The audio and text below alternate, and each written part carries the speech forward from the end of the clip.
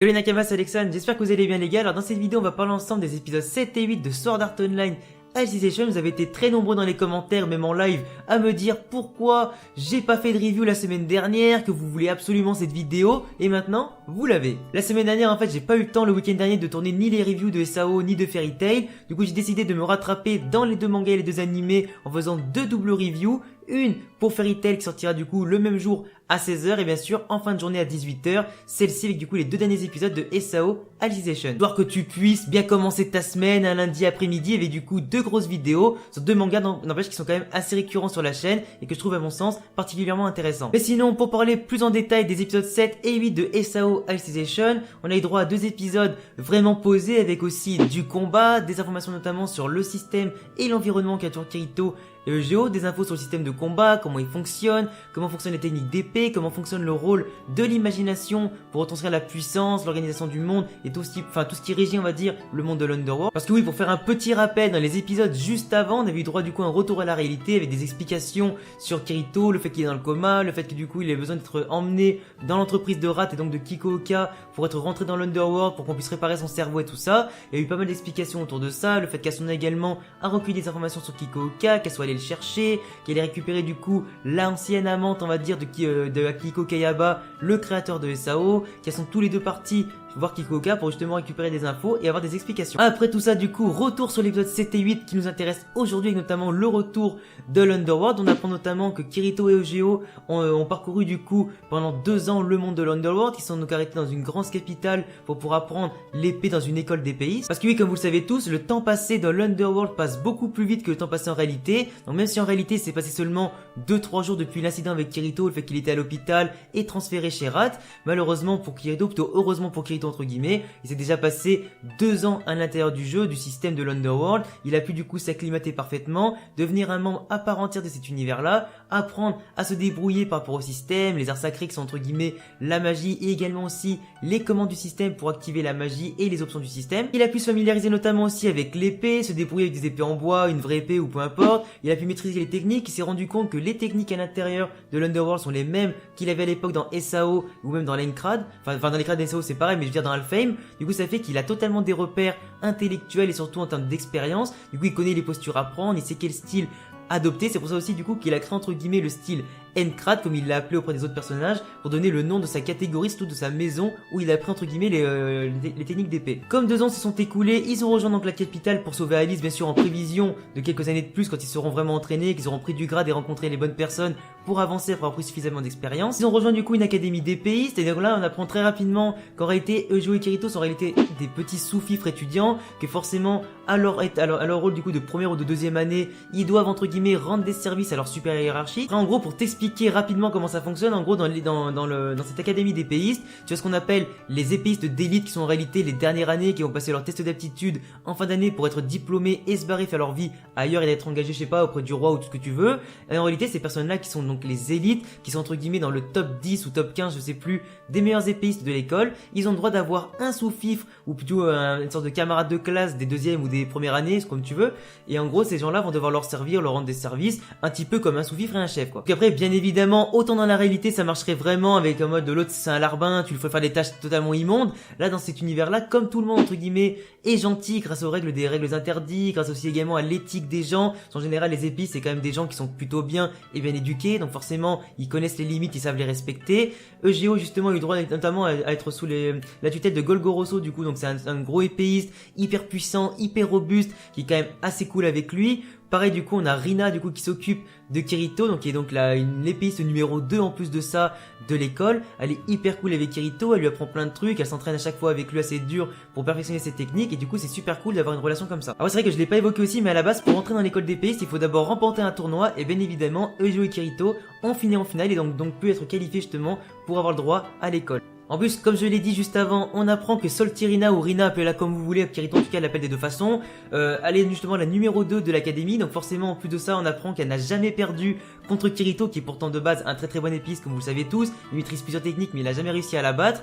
On apprend également qu'il y a un autre gars qui est forcément numéro 1 au-dessus du numéro 2, qui est donc Uolo, qui est également aussi très puissant, et Rina n'a jamais réussi à le battre. On imagine quand même que Kirito a encore énormément de progrès à faire en tant qu'épiste dans cet univers-là, autant la maîtrise de l'épée, autant également sur les arts sacrés qu'il maîtrise pas très bien. D'ailleurs, EGO les maîtrise beaucoup mieux que lui. Il a donc énormément de progrès à faire et beaucoup de gars à affronter, à moins sûr d'être l'épéiste numéro 1 et le mec hyper reconnu qui pourra peut-être plus tard sauver Alice. Ou déjà justement la retrouver, ça serait déjà pas mal. Après par contre, retenez bien le nom de ces deux salopards qui s'appellent Humber, qui est donc le gars aux cheveux gris, et son collègue Raios, qui est donc le gars aux cheveux jaunes. Ce sont deux immondes salopards, les amis. Moi, j'ai lu les light novels, donc je sais très bien ce qui va se passer après. Mais retenez bien le nom de ces deux salopards, parce que vous allez les détester du début à la fin. D'ailleurs, quand tu les vois en train de manger, ils font à chaque fois des petits railleries, des petites piques balancées sur Kirito et Geo totalement ouvertement. Alors, autant en général, les gens respectent les tables interdits sur les insultes, le comportement, etc. Eux, même s'ils sont régis par le système, c'est un petit peu des petits bourges qui ont des pics bien placés, entre guillemets, qui détournent le système. Donc c'est là qu'on voit en général que les IA, en tout cas de l'Underworld, sont capables autant de se plier au système que de les contourner si elles ont quand même en elles un petit peu de vis, quoi. On voit quand même qu'il y a des IA qui sont super intelligentes, notamment eux qui sont plus malins qu'ils en ont, enfin qui le font penser en tout cas. C'est des gars qui balancent pas mal de pics, qui font pas mal de fourberies, comme on l'a vu d'ailleurs dans l'épisode 8, où on les voit justement détruire le plan de fleurs de Kirito. Et d'ailleurs c'est vraiment un truc qui m'a vraiment fait de la peine et qui m'a vraiment donné envie de les buter, quoi. Pour parler un petit peu plus du système de l'Underworld, du système de combat et de tout ce qui le régit, on apprend justement que Kirito avait fait des hypothèses sur le fait que l'imagination donnait plus de puissance aux attaques, donnait plus de puissance aux personnes et plus d'intérêt justement à l'environnement.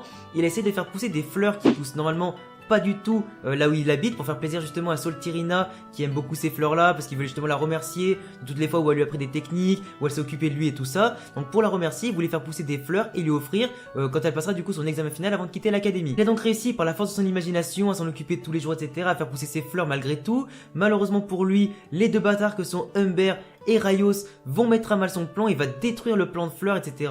Ce qui va du coup le faire pleurer. Alors certains d'entre vous vont dire que Kirito c'est un fragile, il pleure parce qu'il a fait pousser des fleurs et qu'il les a perdues. Oui, mais justement en fait comme il l'a expliqué, ces fleurs là c'était le seul moyen pour lui de se rappeler la réalité du fait que tu pouvais planter des plantes, t'en occuper comme si c'était des vraies plantes, les faire pousser, les aimer, tout ce que tu veux, mettre tous ses souhaits dedans. Il a mis toute son imagination dedans, il a mis tous les souvenirs de ses amis à l'intérieur pour l'aider un maximum à avoir plus de force, de supporter le fait d'être dans l'Underworld, de devoir passer des années dans un monde qu'il ne connaît pas, dans un autre monde alors qu'il devrait être justement dehors. C'est vrai que pour lui ça l'attriste d'être éloigné de la réalité. Ces fleurs là étaient vraiment le souvenir également un gros symbole de souvenir de ses potes, de ses anciens amis qui étaient donc dans la réalité, un symbole pour Asuna évidemment, et aussi du coup un symbole de liaison entre la réalité et la fiction qui l'aidait à tenir le coup. Du coup forcément si ces fleurs là ont fané, qu'elles ont été explosées dans tous les sens, etc., qui est déjà de 1, il a la déception de ne pas les offrir à Soltyrina, et de 2, il a la déception de perdre le seul lien qui le retenait avec la réalité. D'où le fait du coup qu'il a totalement lâché ses larmes, qu'il a totalement lâché ses nerfs, qu'il avait vraiment envie de les exploser. À mon avis, dans les prochains épisodes, quand il va les recroiser, il va les buter, les exploser. Là, ça me fera extrêmement plaisir. J'ai hâte de voir leur prochain combat, leur prochaine confrontation pour qu'ils puissent les exploser. Donc en plus, les deux se chient littéralement là-dessus parce qu'ils ont pu assister notamment au combat entre Uolo et Kirito, qui avait d'ailleurs été déclenché à la base parce que Kirito était parti avec Geo chercher sa nouvelle lame qui était faite à la base justement d'une branche de Gigas Seda. Gigas Seda, pour rappel, c'était l'espèce de grand tronc là que Kirito et Geo devaient trancher et que des centaines de générations, enfin que des dizaines de générations sur plusieurs centaines d'années n'avaient pas réussi à percer. Kirito et Geo avaient notamment réussi à défoncer l'arbre grâce à l'épée à rose bleue qu'ils avaient réussi à maîtriser après avoir tué les gobelins. Du coup, ils avaient eu accès à un niveau d'accessibilité des techniques et des objets beaucoup plus puissants. Du coup, ils ont pu porter l'épée, défoncer l'arbre en un temps record. Du coup, forcément, comme l'arbre en fait c'était un arbre qui puisait ses ressources et la magie dans tout son environnement, qui empêchait du coup l'environnement de se développer comme il faut. C'était un arbre qui était chargé de magie et chargé de puissance, d'où le fait que l'épée de Kirito est extrêmement puissante également. Mais comme Kirito a le level, qui s'est beaucoup entraîné, il peut du coup manier sa nouvelle épée. Il a voulu l'essayer un petit peu à gauche à droite, tester les techniques de l'Enkrad avec différents coups pour prendre le dessus sur les adversaires qui ne possèdent malheureusement pour eux que 2 voire 3 coups maximum. Du coup, en s'entraînant des techniques de 4 à 5 coups, il a mis malheureusement de la boue sur la tenue de Uolo. En plus de ça, comme c'était un jour de repos et que dans les jours de repos c'est interdit de s'entraîner,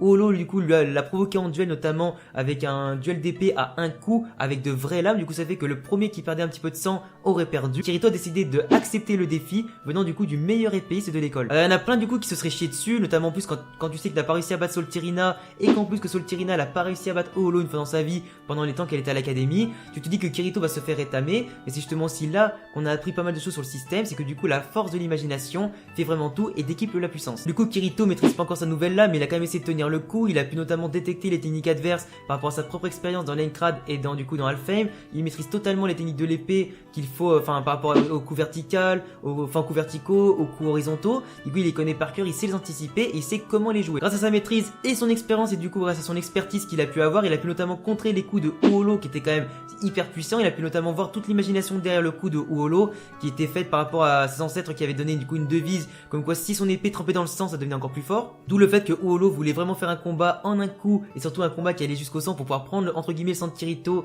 et la puissance de son épée. Mais Kirito a pensé vraiment à tous ses amis, il s'est dit que là il y a tout le monde qui est derrière moi, je peux pas lâcher, j'ai pas le droit de perdre maintenant, surtout que je dois le faire pour Rina et tous mes potes qui me soutiennent en dehors dans la réalité pendant que je suis dans le coma. Il a réussi à contrer le coup du coup, donc son troisième coup est passé et comme forcément ils ont tous les deux été projetés à l'arrière, il a pu lancer son quatrième coup, d'où le fait qu'il ait gagné le combat en le faisant une petite écorchure. Kirito a donc réussi à battre directement le number one épéiste, même si à mon avis quand l'autre il était un petit peu foudrage et qu'il a failli le découper avant qu'il y ait l'autre là qui est super puissante apparemment, qui était la première représentante en gros des grands tournois d'épices du monde entier. C'est quand même une meuf qui mine de rien malgré qu'elle passe pour la secrétaire servante, c'est quand même une meuf qui est hyper puissante. Elle bosse donc pour l'école en attendant du coup peut-être de révéler son identité et d'apprendre peut-être plus d'infos à Kirito. D'ailleurs après le combat on l'a vu un petit peu observer Kirito comme si elle était un petit peu sceptique. Du coup on se doute qu'elle aura peut-être un petit rôle à jouer à l'avenir. En tout cas Kirito est super content, il a gagné, il a fait ses preuves. Soltirina en tout cas n'est pas dégoûtée forcément que Kirito ait gagné parce qu'elle elle avait jamais battu Uolo. Elle le félicite, elle lui dit que son style Encrad est magnifique, il est super puissant, qui cache quand même bien des secrets comme elle lui a dit. Ils ont donc fait la fête avec Golgoroso, avec Geo, avec Soltirina dans sa chambre, etc. Ils ont parlé toute la nuit, ils se sont sortis quand même hyper souriants. C'est d'ailleurs après, juste après ça qu'en général, Humber et Rio et Rayos avaient détruit du coup les plants de fleurs, etc. Puis qu'après il y a une sorte de voix ressemblant à celle d'Alice quand il avait eu du coup le même coup dans la grotte, qui vient lui parler, qui lui apprend que du coup l'imagination c'est vraiment la plus grande force de ce monde-là, autant pour la puissance, autant pour l'organisation du monde. La magie des fleurs a donc permis à Kirito de récupérer les siennes et du coup d'être super content et de bien finir sa soirée. Puis du coup on voit ensuite à la fin de l'épisode le combat de fin d'année du coup entre Uolo le premier maître épéiste de l'école et Soltirina la deuxième. Donc Soltirina a enfin réussi à gagner en suivant le chemin de Kirito qui était à la base son apprenti. Elle remporte ses victoires après 2 ans d'échecs contre lui. Elle finit number one, elle remporte le tournoi, elle est donc diplômée et super contente. Elle quitte donc Kirito qui ensuite de ça, à partir de plusieurs mois après ça, il y a les examens de Kirito, de Geo, etc. par rapport à leur année de cours. Ils misent tous les deux dans les 10 premiers, donc à la 5e et 6e place. Ça fait donc qu'ils ont droit eux aussi également d'avoir une sorte de petite, enfin quand on appelle ça une petite sous-fifre on va dire à leur service. Donc en plus les deux salons ont eu droit du coup d'avoir 2 petites filles pour s'occuper d'eux. Donc t'as Tizé, c'est qu'elle a les cheveux rouges qui s'occupe de Geo, et à côté t'as Loni qui accompagnait Tizé également dans ses tâches, qui elle s'occupe de Kirito. En plus Kirito forcément comme lui c'est pas un PNJ qui est régi par le système, qui est régi par les règles, lui s'en bat totalement les couilles de ses obligations. Il envoie son sous-fifre faire toutes les tâches quotidiennes pendant que lui se barre acheter à bouffer. Et en plus il a été quand même vachement sympa parce que du coup il leur a ramené à bouffer, il en a pris qu'une petite tartelette au miel, il leur a tout filé, du coup elles sont super contentes. On voit quand même que Kirito et Geo sont bien plus souples que leurs prédécesseurs, qui sont quand même bien plus cool. Et du coup on voit qu'ils se font plaisir, qu'ils n'ont pas perdu en tout cas l'objectif en tête d'aller sauver Alice, ou du moins d'essayer de la revoir après avoir justement triomphé de cette école d'épéistes. On va voir du coup dans la suite des épisodes comment va se finir leur année, leur diplôme, etc.